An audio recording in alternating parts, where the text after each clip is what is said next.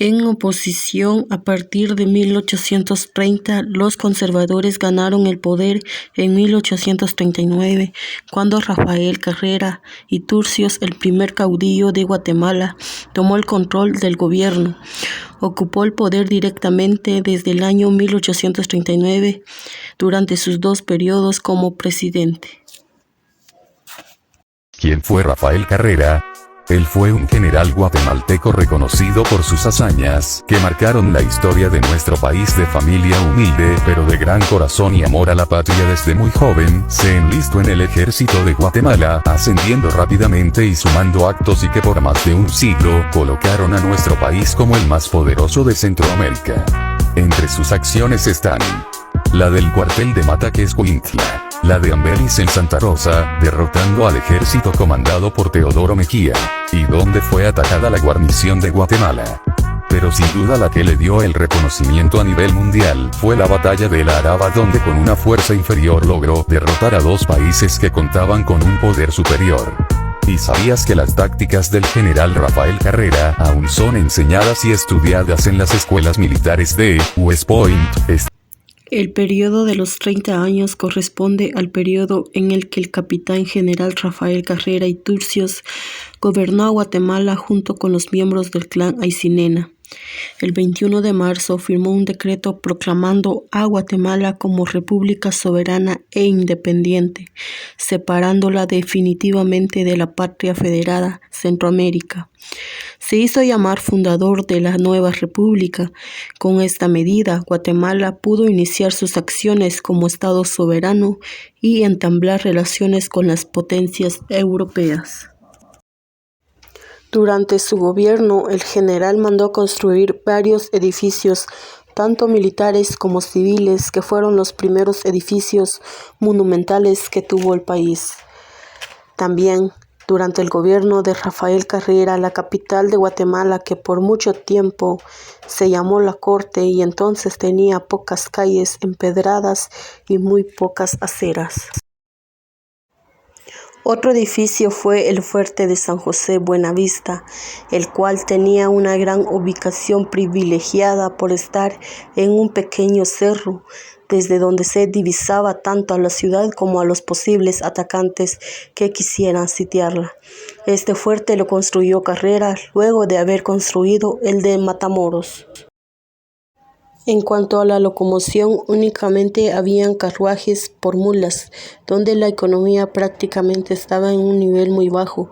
Fue hasta en el año de 1871 donde los liberales derrocaron a los conservadores. Luego de la fundación de la República de Guatemala, los conservadores gobernaron el país aproximadamente por 30 años. Durante el que se llamó periodo de 30 años, los liberales formaron un ejército que se enfrentaron al presidente Vicente Serna, sucesor de Rafael Carrera, y lograron derrocarlo el 30 de junio de 1871. A partir de 1871 comenzó una época de cambios en la que se desarrollaron la economía, la educación y las obras públicas del país. El cultivo del café y la legislación agraria fue la base económica del país durante el régimen liberal. Durante el régimen liberal accedía a adaptar la economía a la sociedad y a las necesidades de la producción cafetalera. El régimen liberal promulgó la ley agraria con el fin de asegurar que las fincas cafetaleras contaran con muchas tierras. Miguel García Granados gobernó de 1871 a 1873, invadió a Guatemala y derrocó a Vicente Serna, poniendo fin a 30 años del gobierno conservador. Durante su mandato estableció la libertad de prensa, promovió las obras públicas, creó la bandera y el escudo nacional, expulsó a los jesuitas y fue derrocado por Justo Rufino Barrios. Justo Rufino Barrios gobernó de 1877 al 1885. Fue conocido como el reformador e impulsó la industria y el cultivo del café para la exportación en beneficio de los cafetaleros. Introdujo el ferrocarril, el teléfono y el telégrafo en Guatemala. Fundó el Banco Nacional y promovió la educación. Tan pronto como Manuel Estrada Cabrera tomó el cargo de la presidencia, luego del asesinato del presidente José Reina Barrios, no toleró ningún tipo de oposición y comenzaron a darse una serie de crímenes políticos. El año 1901, donde gobernaba el entonces dictador Manuel Estrada Cabrera, quien le otorgó a la UFCO el derecho exclusivo de transportar correo entre Guatemala y Estados Unidos, siendo esta la primera entrada de la UFCO a Guatemala.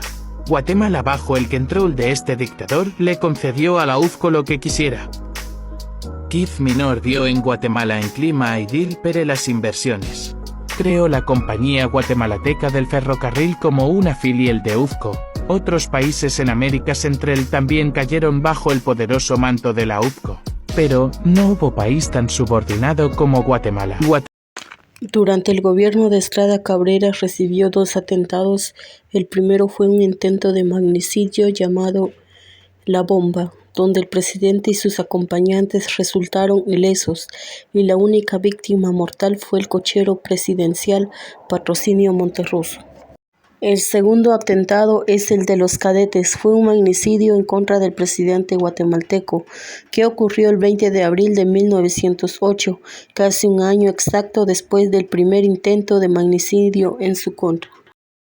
El 8 de abril de 1920, la Asamblea Nacional declaró interdicto a Estrada Cabrera y nombró a Carlos Herrera y Luna como presidente interino.